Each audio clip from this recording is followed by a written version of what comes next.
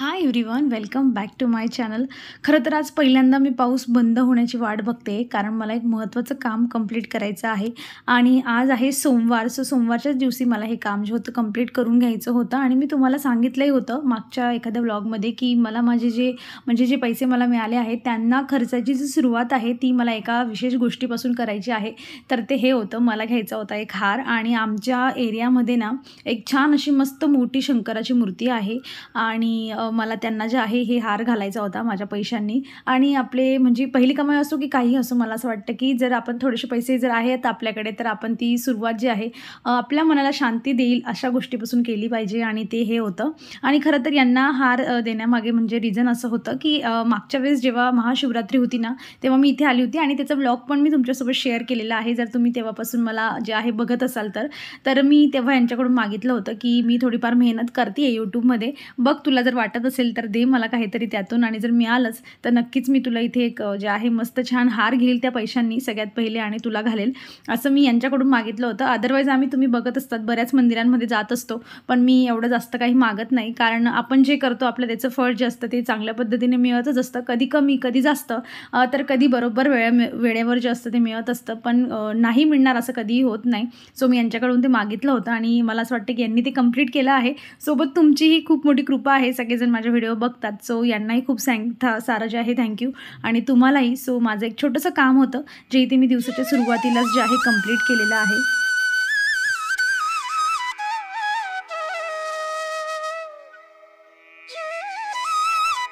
तुम्ही सकाळी पूजा म्हणा किंवा मग आता मी जसं एक फक्त हार टाकून आलेली आहे, हात जोडून आलेली आहे, असं कुठल्याही गोष्टी आपण देवाच्या बाबतीत केली की मनाला थोडी शांती तर मिळतच असते. आणि दिवसाची सुरुवातही छान झालेली आहे माझी. आणि पाऊस अगदी चाललेलाच आहे. आम्ही घरी आलो आणि लगेच जो आहे बारीक पाऊस परत चालू झाला. तर आज आम्ही ब्रेकफास्टसाठी ना मी इथे जे आहे पपई आणली होती. तुम्ही मागच्या व्लॉगमध्ये बघितलंच असेल, आम्ही जे आहे रामदरा इथे गेलेलो होतो टेम्पल, आणि तिथे ते गावातले जे लोक होते तर ते भाजीपाला वगैरे विकत होते आणि त्यांच्याकडे ही पपई होती. आम्ही घेतली होती आणि ती एका दिवसातच छान पकलेली आहे. म्हटलं आज जे आहे ब्रेकफास्टसाठी हेच करूया, कारण पियाची स्कूल नाही आहे, तिला सुट्टी आहे आणि त्यामुळे मग ब्रेकफास्ट करण्याची काही बनवायची गरज नाही. आणि लकीली पपई होती, त्यामुळे जे आहे आज पपईचाच ब्रेकफास्ट होणार. आणि फ्रूट्स जे आहे आपण आपल्या डाएटमध्ये ऑलवेज जे आहे इन्क्लूड केले पाहिजे. प्रत्येक वेगवेगळे सीजनल फ्रूट असतात जे व्यवस्थित आपल्याला भावामध्ये मिळतात, त्यामुळे सीजनल फ्रूट जे काही असतात ना ते नेहमी खाण्यावर प्राधान्य दिलं पाहिजे. मुलांनाही टिफिनमध्ये असो किंवा डायरेक्ट असो, त्यांना घरी असो, आपण बनाना का असे ना पण दिलाच पाहिजे. आणि सोबत महत्त्वाचं आपणही खाल्लं पाहिजे. फक्त मुलांनाच नाही द्यायचं, आपणही स्वतः खायचं, कारण खूप गरजेचं आहे, दिवसभर आपल्यालाही काम करायचं असतं. सो पपई ही आपल्या ओव्हरऑल हेल्थसाठी चांगली आहे. आणि सगळ्यात महत्त्वाचं म्हणजे पपई ही आपल्या स्किनसाठी खूप जास्त चांगली आहे. तर तुम्ही खाण्यासोबत ना एक तुकडा साईडला काढून ठेवा आणि नुसतंच त्याला मॅश जरी केला ना तुम्ही आणि स्किनवर अप्लाय केला ना तरीही छान रिझल्ट येतो. छान अशी मस्त फ्लफी आणि सॉफ्ट जी असते स्किन लागायला लागते. आणि आपण बऱ्याच वेळा बघत असतो की पपई फेस वॉश, पपई काहीतरी स्क्रब हे ते मिळत असतं. सो डायरेक्टच पपई जर तुम्ही लावली तर त्याचा तुम्हाला बेनिफिटही खूप चांगला मिळेल. सो ट्राय करत नसाल तर नक्की ट्राय करा.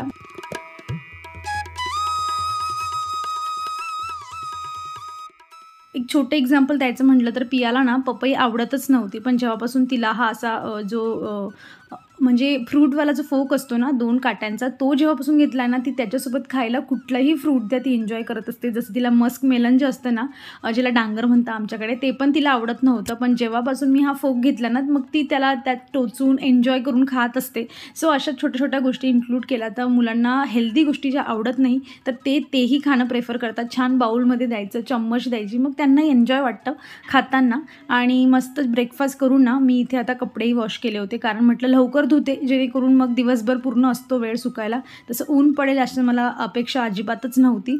पण एक छान गोष्ट मला दिसली, कपडे जेव्हा मी वाळवत घालायला आली, इथे एक बटरफ्लाय जे असतं ते बसलेलं होतं. आणि आता याच्यासोबत मी पुढे जे काही करणार आहे ना, ते माझ्यासाठी पहिला एक्सपिरियन्स असणार आहे. सगळ्यात आधी मी पियाला आवाज दिला, "पिया बघ सखी आली आहे, लवकर ये." कारण पिया जे आहे बटरफ्लायला सखी म्हणते. ती सखीच म्हणत असते. तिला कुठेही बटरफ्लाय कुठल्याही कलरचा दिसतो, ती सखी सखी करून त्याच्यामागे धावत असते. आणि जे आहे मी तिला बोलवलं आणि मी त्याला हात लावत होती तरी इथे जात नव्हता. आणि नंतर ना इतकी छान गोष्ट माझ्यासोबत घडली. आता तुम्ही पुढे बघा.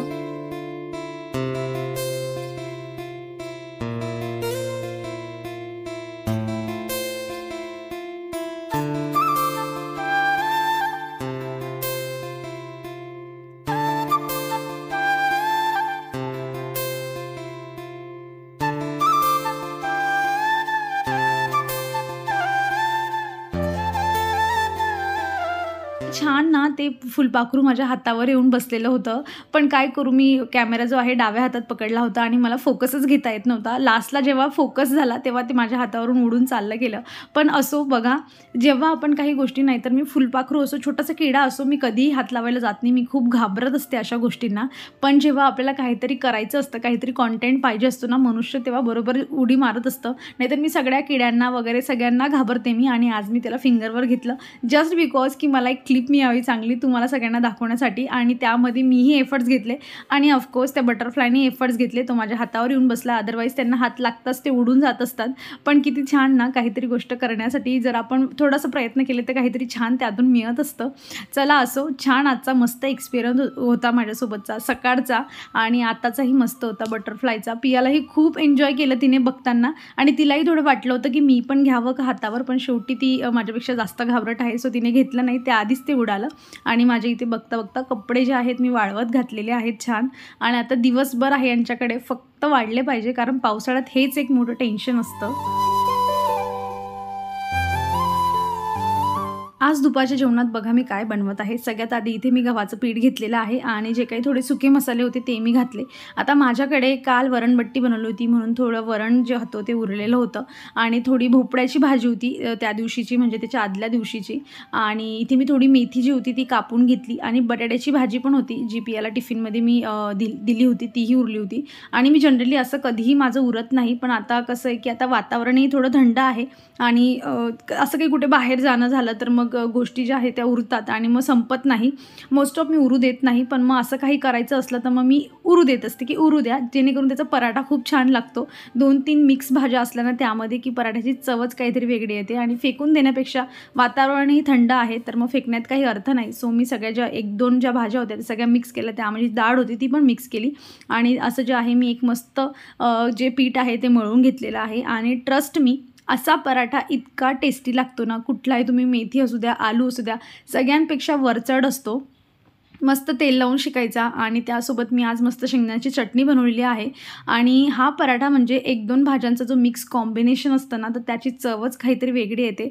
सो वातावरण जर असं थंड असलं ना तर फ्रीजमध्ये जे आहे भाजी स्टोअर करून ठेवायची आणि मग मिक्स करून तुम्ही असं बनवू शकतात.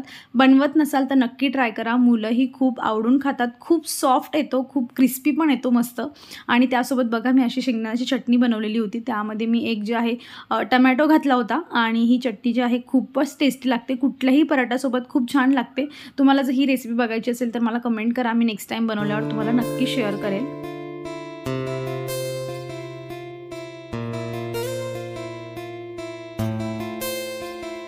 फायनली मी माझ्या पैशांमधून माझ्यासाठी काहीतरी घेतलेलं आहे आणि ते म्हणजे ऑफकोर्स प्लांट्स.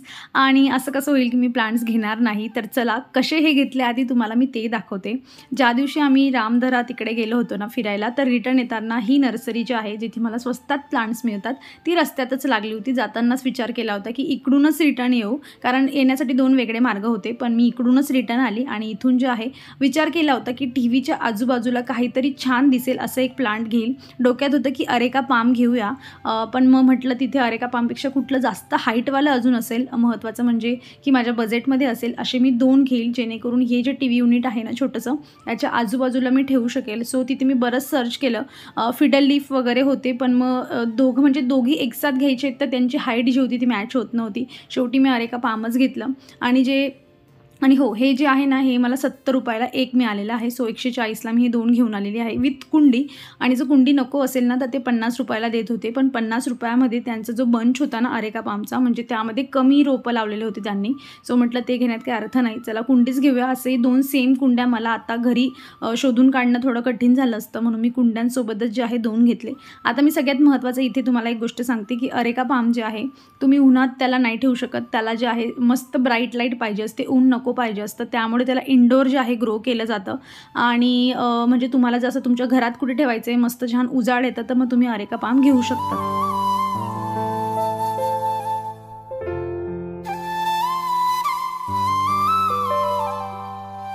याच्या काळजीबद्दल जर सांगायचं म्हटलं तर याला जास्त काहीही लागत नाही. जेव्हा याचं 2-3 दिवसानंतर वरची माती सुकते ना, तेव्हा ह्यामध्ये पाणी घालायचं. बाकी फर्टिलायझर एवढी काही जास्त गरज नसते याला, कारण इंडोर प्लांट्सला एवढी जास्त फर्टिलायझरची गरज नसते. नॉर्मल तुम्ही राईस वॉटर किंवा बनाना पील वॉटर जरी टाकलं तरीही चालतं, किंवा तुमच्याकडे एखादं माझ्यासारखं जसं जिओ मॅन्युअर माझ्याकडे आहे तसं असलं तर तुम्ही महिन्यातून एकदा दिलं तरीही चालतं.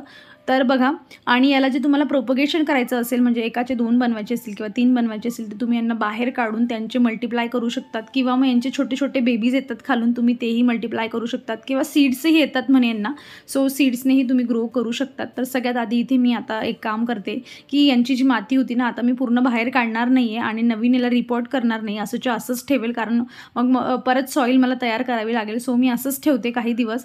तर याची फक्त थोडी वरची जी माती होती ना, ती मी काढते. कारण कशासाठी, यांनी जी माती होती ना पूर्ण भरगच्च कुंडी भरून ठेवलेली होती, आणि आता घरात ठेवायचं तर थोडंसं छान डेकोरेट करून तर ठेवलंच पाहिजे, म्हणून वरची थोडी माती काढून घेते. आणि खूप जास्त ते लोकं ना की दगड वगैरे खूप जास्त टाकतात. सो वरच्यावर मला जेवढे काढता आले तेवढे काढून घेतले मी, कारण जेव्हा मुळा ग्रो करतात ना आणि जेव्हा हे दगडांना लागतात ना, तेव्हा दगड काय होतं की उन्हाळ्यात गरम होतात जास्त, आणि मग ते मुळात जळायला लागतात. म्हणून दगड टाकलेच नाही पाहिजे त्याच्यामध्ये, पण ते लोक त्यांची भर वाढवण्यासाठी टाकत असतात.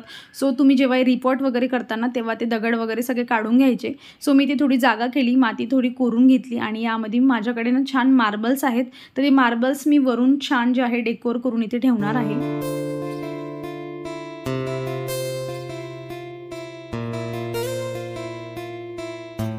प्लांट्स तुम्ही कुठल्याही प्रकाराचे घ्या आणि घरात ठेवले ना, तर तेवढ्या जागेची खूप जास्त शोभा जी असते ती वाढायला लागते. आणि माझं फर्निचर अजून खूप जास्त पेंडिंग आहे, सो म्हणून मी हे 2 प्लांट्स घेतले, जेणेकरून हे दोघं आजूबाजूला ठेवल्यावर एक छान लूक येईल. आणि कोपरा उरलेला आहे माझा, इकडून तिकडून दोघी साईडून जे आहे भिंतची जागा उरलेली आहे, त्यामुळे तिथेही काहीतरी ठेवता येईल. नाही तर मग जागा रिकामी असली तर मग तिथे फक्त कचराच ठेवला जातो, नको असलेल्या गोष्टी ज्या असतात ते तिथे पायलअप होत असतात. म्हणून जर म्हटलं ती जागा फिल केली ह्या प्लांटरने तर मग जरा बरं होईल. आणि फ्युचरमध्ये बघेल मी जे सिरॅमिक प्लांटर असतात ना ते घेईल, आणि त्याच्यामध्ये जे ह्या कुंड्या ठेवेल, म्हणजे अजून छान दिसेल. पण त्याला वेळ आहे अजून, तोवर जे आहे असं छोट्या छोट्या गोष्टींनी डेकोर मी इथे करून घेतलेलं आहे. तर हे तुम्हाला डायरेक्ट नर्सरीत जरी तुम्ही गेले ना, तिथेही तुम्हाला अगदी किलो असे याच्याने ते आहे, रंगीत पण असतात कलरफुल, तेही तुम्ही त्यांच्याकडून विकत घेऊ शकतात असे मार्बल्स. आणि मी तर हे माझ्या मम्मीकडूनच घेऊन आली होती, कारण गावाकडे सगळं काही मिळत असतं. तर चला असो, माझं आजचं जे काम आहे ते कंप्लीट झालेलं आहे. दुपारची वेळ आहे, मस्त जे आहे माझं टी व्ही युनिट इथे मी सजवलेला आहे. कसा वाटला व्हिडिओ आणि हे टीव्हीचं युनिटचा लुक तेही मला कमेंटमधून सांगा. व्हिडिओ आवडला असेल तर लाईक करा. आपण भेटूया पुढच्या अशाच इंटरेस्टिंग व्हिडिओमध्ये. तोवर तुम्ही स्वतःची काळजी घ्या. So take care friend and bye.